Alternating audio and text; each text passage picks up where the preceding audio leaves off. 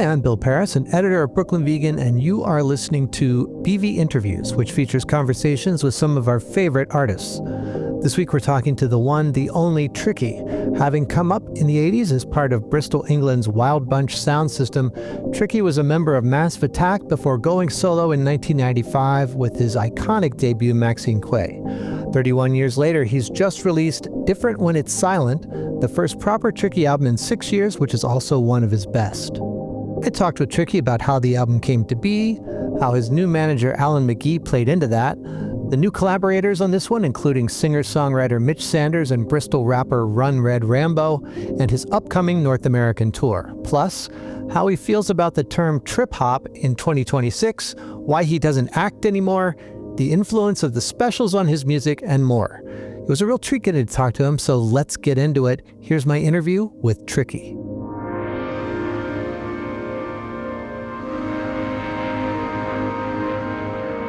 I'm excited to have as my guest today, artist, musician, and dare I say, iconoclast Tricky.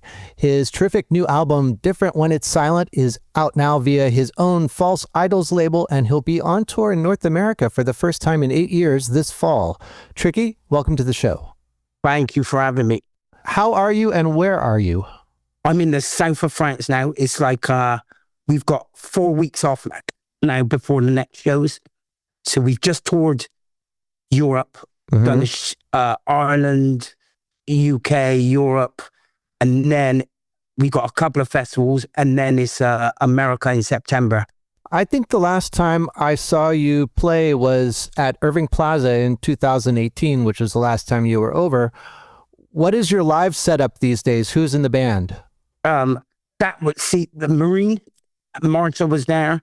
Marta's been with me about 9 years, Marine 7 years. So guitar, vocals, drummer, keyboard player, and I got my friend's son from Bristol, Mitch Sanders, who's going to be touring with us as well.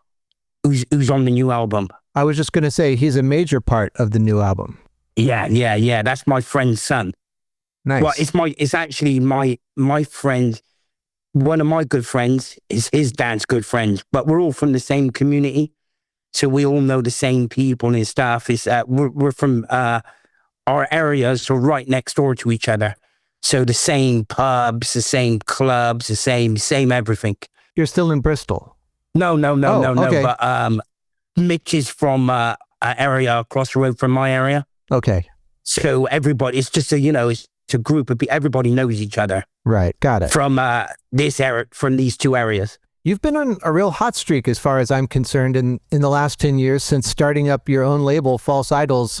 Was that a freeing thing for you to do?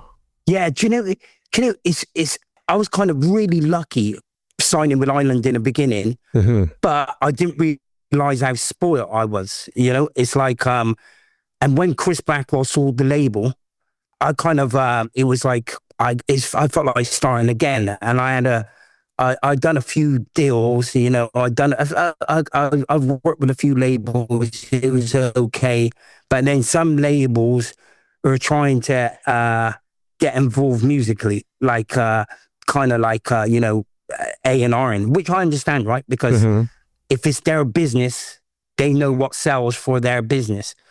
But on the other hand, why would you sign me? You must know my music by now if you're signing me. So with Island, I did what I want when I wanted. So after Island, I had a few label situations, and it's just not for me. It was it's just not for me. It's like I want to record, I want to release music when I want to release it. If I don't want to promote it, I don't want to promote it. If I want to put it under a different name, I can put it under a different name. I don't have to do press. I don't have to do anything. I don't have to tour. And then with labels getting involved musically, it's a bit strange. I've forgotten more about music than some of these people I've dealt with. So forgotten more about music than they know. So it's kind of being on my own label. It's freedom. Yeah. And also it kind of I've never been good with money. I've never been good with money. I come from like having no money to having money very quickly. And having a label makes me responsible, and I'm spending money on like Marta's album. I got guys from Bristol called Dubchasm. Their album's going to be coming out this year, so I'm spending money responsibly. It keeps me more focused. You've also, normally I wouldn't talk about industry stuff like this, but you've got a new manager who is Alan McGee, who famously started Creation Records, home to Alan McGee. Yeah, Primal Scream and My Bloody Valentine and that sort of stuff. Has he slowed your role any at all as a manager? Do you know what he is? This is why I love Alan, right? He's the exact opposite, right? Now, 2 weeks ago, he came to a festival and he said to me, this album, my new album is not out until I think Friday or next week. And he's like, mate, you're on a roll. Why don't you record another album? And I'm like, when? He goes, March. I said, that would be absolutely brilliant. That would just be brilliant. And he's got a lot of energy, Alan. He's got a lot of energy. He's teetotal, don't drink, don't smoke. And he's just focused. And he's 65 years of age, and he's got more energy, you know, and he's inspiring. So he is just like he should be saying to me, look, let's tour for the next 2 years, which we're going to. But, you know, normally a manager would say, let's wait for an album. He's like, listen, do another one in March. And that's totally kind of, that's what I need to be working. Mm-hmm. You know, I need to be, because I've got to a place in my life where there's literally nothing else to do except tour or make albums. There's literally nothing else to do. Like I walk, I cook. I'm 58 now. Like, you know, it's like I love music more than I did back then. I appreciate it more. So it's kind of like I should be working, you know, and it's a good time as well because a lot of music is there's good music around, obviously, but a lot of the music is kind of, there's so much release now. There's so much music out there. It's kind of leads into one. And, you know, I get called a singular artist. I think it's good for the music industry. It's good for younger musicians as well. Like, someone asked me what I thought success was. And I know success has got nothing to do with the happiness, you know, but we released a song, Out of Place, which is just not a radio song. And it got A-list on 6 Music, you know, so I think that's good. It's good to hear for artists to see, you know, they can do what they want. Yeah. You know, so Alan's just got the right energy, just the right energy. I would say success is that 32 years since your debut album, people are still wanting to talk to you and go see you. And exactly. And I'm lucky enough to have my own sound. So my music don't age, whether people love it or hate it. That's not my concern. But it doesn't age because I've got my own sound, and a lot of artists don't have their own sound. You know, it's like I feel like if you go follow a trend, when that trend's over, you're over. You know, if you're involved, you know, as I got sent a demo for my label, and it said on there, you know, I'm a trip hop artist. And straight away, I'm not even going to listen to it. Like I'm not even going to listen to the demo. It's like when you put yourself into a category, it's just like I don't think that doesn't say longevity, you know? Yeah, and maybe especially sending to you to have that word on there, maybe not the best idea. Yeah, totally.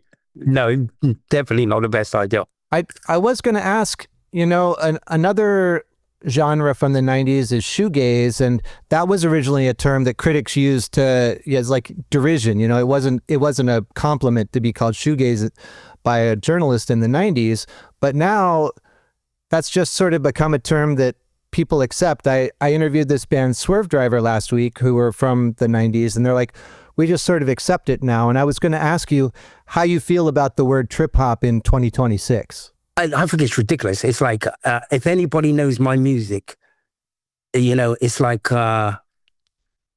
it changes. It's different. It's like if there was such thing as trip hop, I would say that trip hop, the sound would have a common like reference to hip hop all the time. Doesn't matter what it's doing. Now I'm definitely influenced by hip hop, but it's not in everything I do.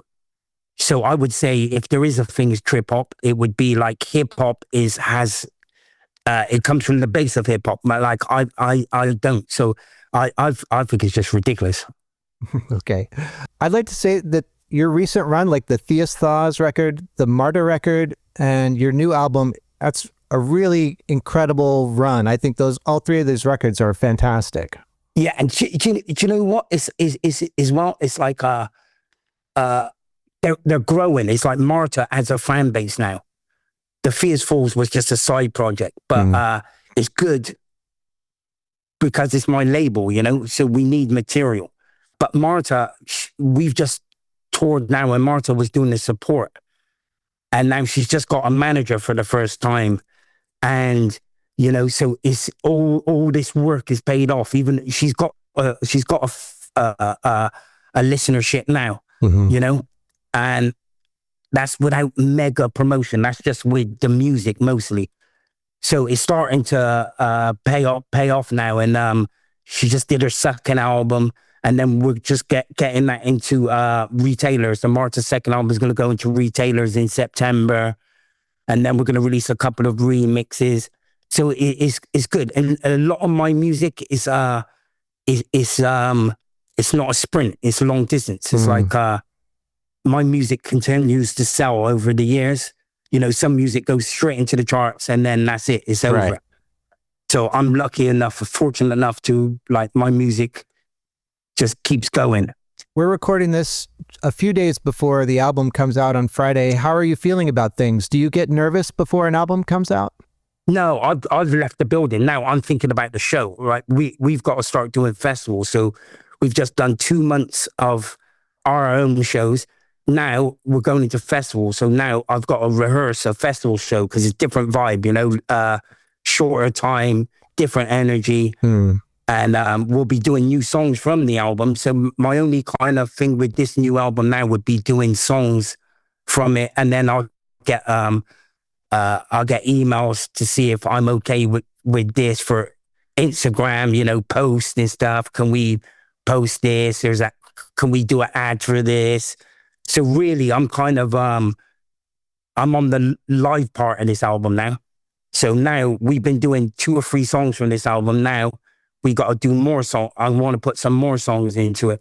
So with the release, I've kind of left the building. That's kind of, it feels like it's released already to me because we've been doing it live, you know, some of it. Yeah. So it feels like it's out already. And like in December, I'm producing Mitch's album. Oh, great. So we're kind of already on that. We've already kind of started little bits here and there on tour because he's been with me on tour. We've been getting ideas together.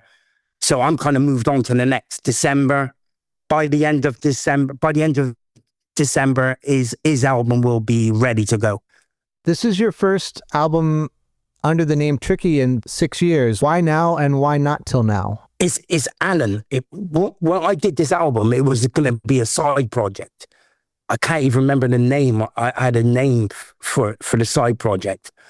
And when I played it to Alan, he's like, this is not a side project, mate. This is a Tricky album. It sounds like a Tricky album. As soon as he said it, I realized he was right, you know? And I'm like, yeah, he's totally right. So I went and did a few changes, knowing it was a Tricky album. And I think losing my daughter is kind of made me, I've tended to disappear before, you know, not do stuff I'm not a celebrity artist. I'm not in the press all the time. I don't.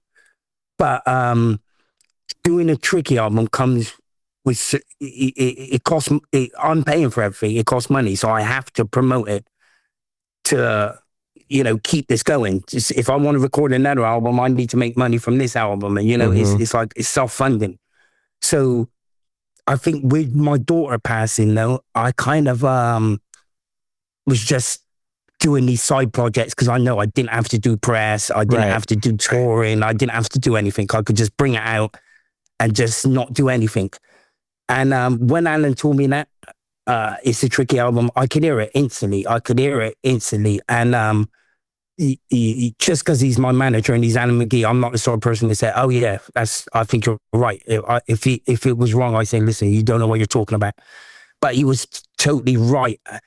So I realized it's since my daughter passing, I haven't really been present. Yeah, I don't think I've been very present. Right. Okay. So now it's time with this album. It's like, you get back on the horse, as they say, it's like, it gets me back involved in my career again. I think it's good. It's a good thing. Yeah, for sure. And Alan was totally right. When you said after you realized it was a Tricky record, you had to go back and make a few changes. Like what kind of changes did you make? I recorded a couple of newer songs.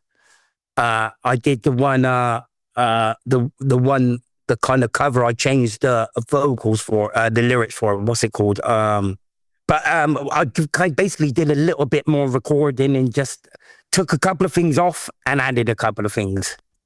I have to say, you mentioned the cover, like you are a very good interpreter of other people's songs. I like the way you do it because you make it sound like you wrote it in some ways.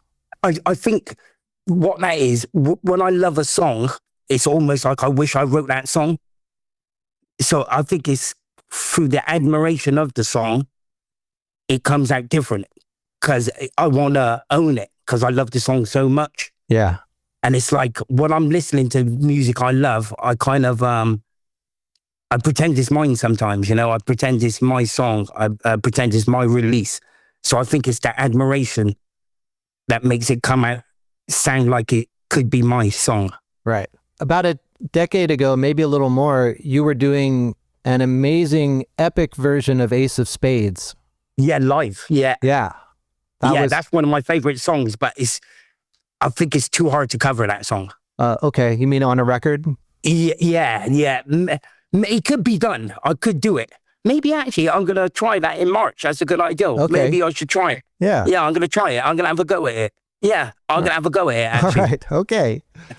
I'm not exactly sure how you make music as an artist, so I was hoping maybe you could talk me through one of the songs on the new record. And I think one of my favorites is Be Still in the Pain, which features both Mitch Sanders and Run Red Rambo on it. So maybe you could tell me how that song came to be, musically and lyrically and everything else. So basically, I looked up a live drummer, but then changed the sound. So I got a live drummer, looped up a piece of him, and then changed his live sounds to electronic sounds.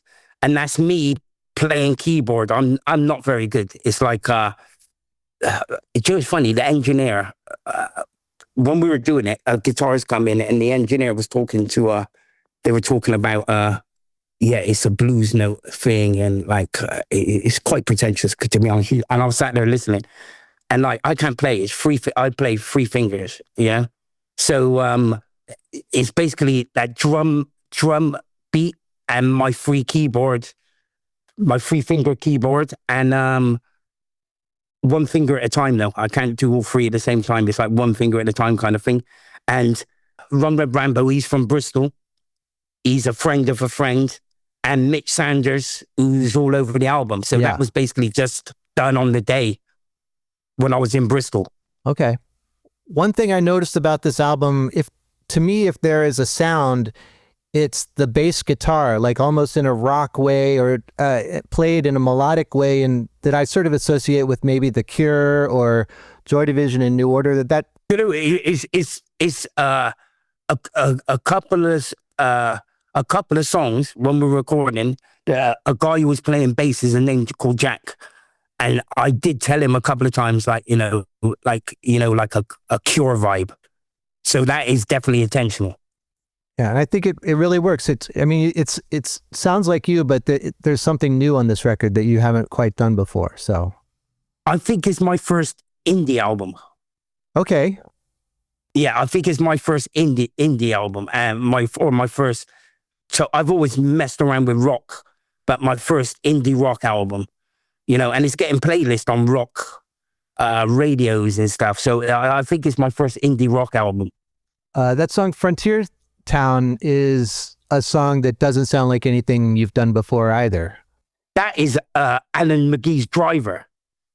Is that so Alan has a driver because, he's all over the place. Alan, he travels, he drives to bloody Milan to go and see one of his artists and stuff. So I was talking to Alan and they were in the car and we were on speakerphone and his name's Christian. He said something really funny. I can't remember what we were talking about, but he was really funny guy. I just said, do you do music? He goes, yeah. I said, send me some stuff. So I took that vocal off of a track he did and redid the music. I think it could be a single. I can hear that on the radio. What we're going to do now, next, we're releasing in, America is the album first, then we're going to do singles. So I don't know what singles are coming out next. But to me, it's a single. Because I don't know, Still See Me There as a single.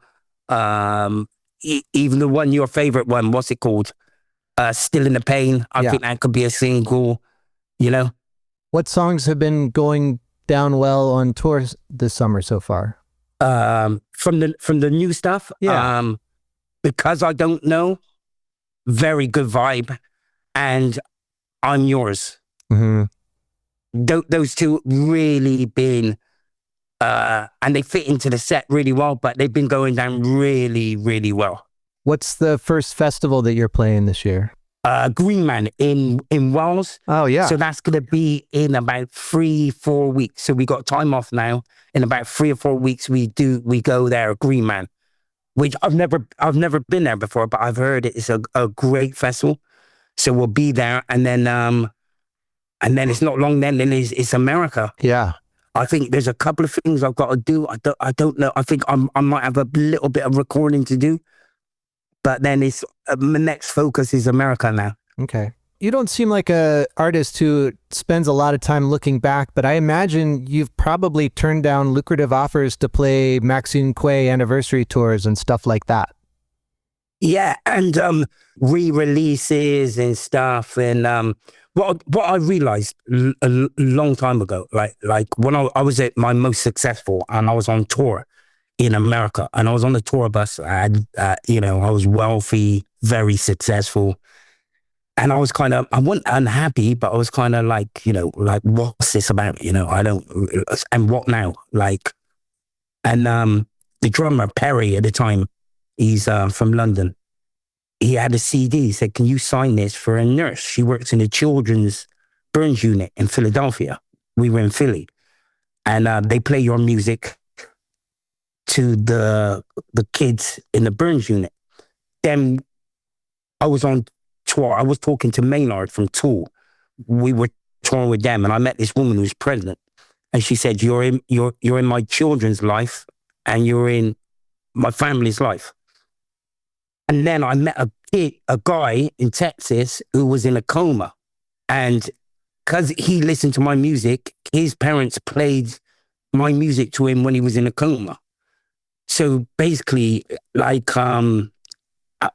think that's what it's about, and anything else like the success thing and, sorry, what were we talking about? Because this was...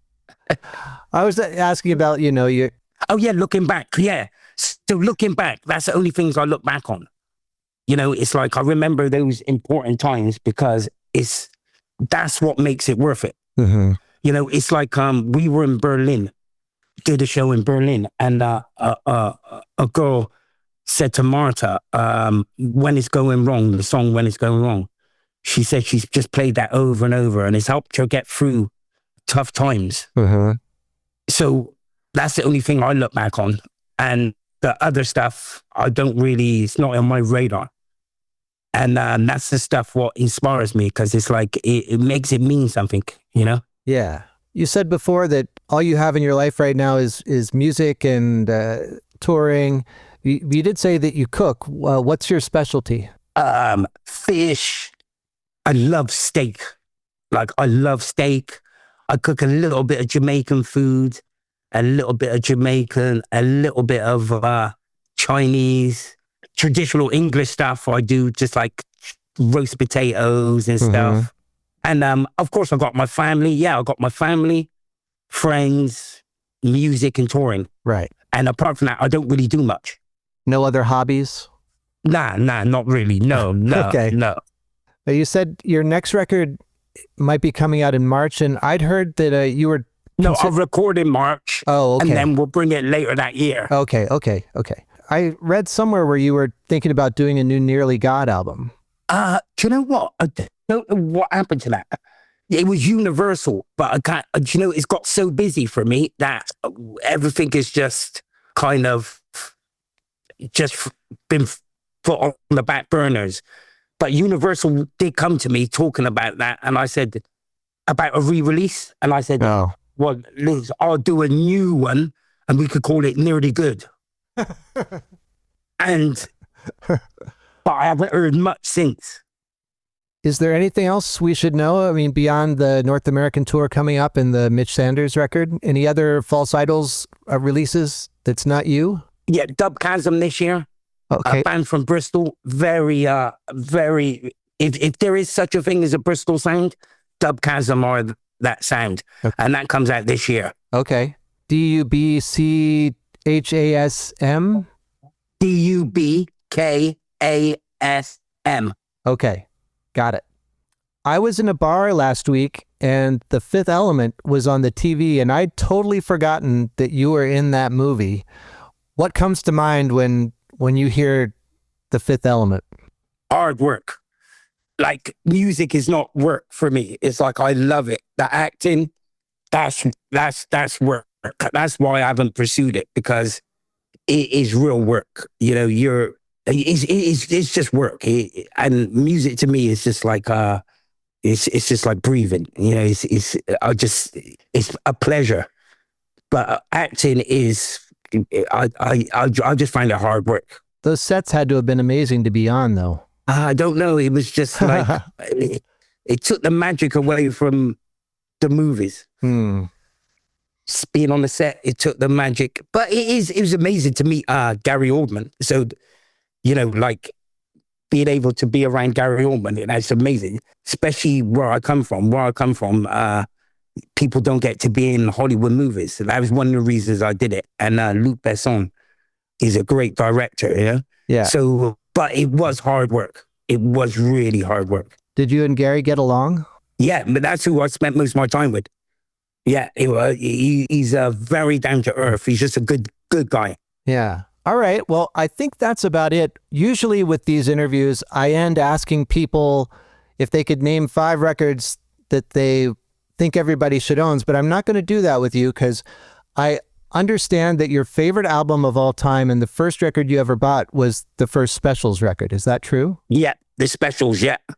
So that's the record everybody should own, just that one. Why is that record so important to you? I loved Prince when I was younger, right? I first heard Prince. I had a friend called Nicky, right? And that's my middle name, Nicholas. But he was a terror from my neighborhood. And he was younger than me and my friends, but he was just a terror. He was a very interesting guy. And we were around this girl's house and she played Dear Nicky from Prince. Right, so I love Prince, but I couldn't relate to it. I think Prince is one of the best artists ever lived, but I couldn't relate to it, But when the Specials come out, the stuff they were talking about, I could relate to that, It's like, they were older than me, Specials. So they were singing about me growing up.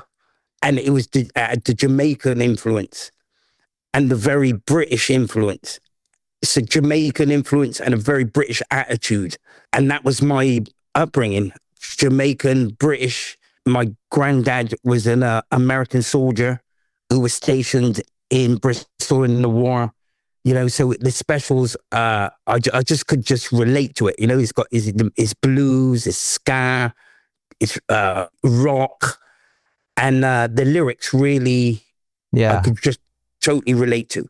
And it's the first time I realized I could do what I'm doing. Right. Because when I seen Prince, I didn't think I could do that. When I see Prince perform live, I'm like, well, I can't do that. Or I hear a record of Prince, but with the specials, they're guys, normal guys, just like me.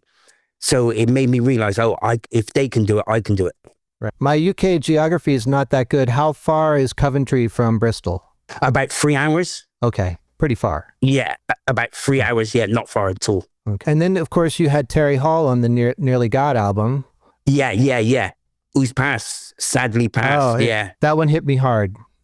Yeah, it was so fast. It was like, I don't know. It was too sudden. It's funny. I haven't really listened to the special since he's passed. And I always used to listen to it. And I don't know if his cousin's passed. I've kind of... Maybe it's time to revisit. Yeah. You also, there's a Terry Hall single from like 95 where they do a live version of Ghost Town and you're on that.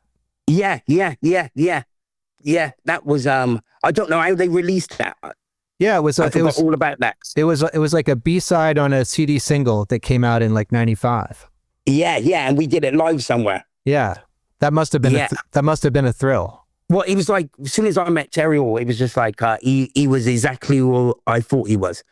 So it was like, I was just comfortable with him straight away, you know? Mm-hmm. So it was like, as soon as I met him, it was, I don't know, he's just someone I felt like I knew him for years. Hey, my brother, I gotta go. Yeah. Tricky, thanks so much. Thank you so much. I really enjoyed talking to you today, and we'll see you this fall when you come on tour. Great talking to you, and see you in September.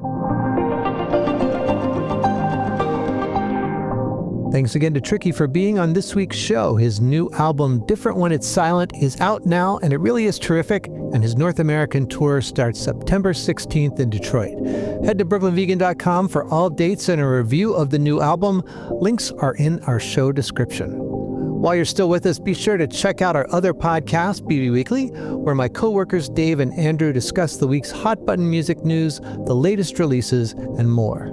Also, be sure to follow Brooklyn Vegan on social media, check out our online shop with exclusive vinyl, merch, and more. And if you liked this episode, be sure to tell your musically minded friends about it, as well as do all those other things, like, subscribe, write us a review, give us 5 stars, all that kind of stuff. It really does help us reach more ears.